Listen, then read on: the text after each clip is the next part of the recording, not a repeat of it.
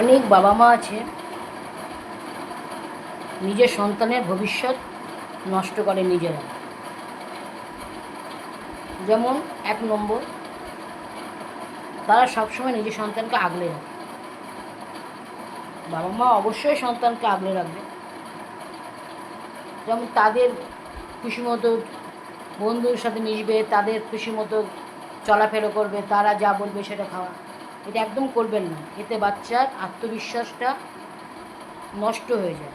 2, পাশের বাড়ির বাচ্চাটার সাথে কখনো নিজের বাচ্চা তুলনা করবেন না।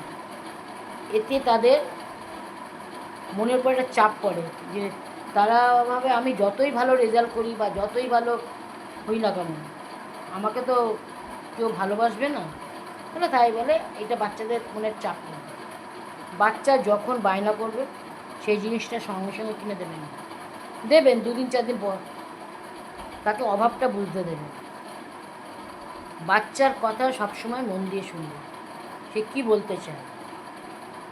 আজকে আপনি যদি বাচ্চার কথা মন দিয়ে না শোনেন, আগামী দিন যখন আপনি বৃদ্ধ হবেন আপনার সন্তানও কিন্তু আপনার কথা মন দিয়ে শুনবেন না। তাই এই ভুলটা কখনো করবেন না,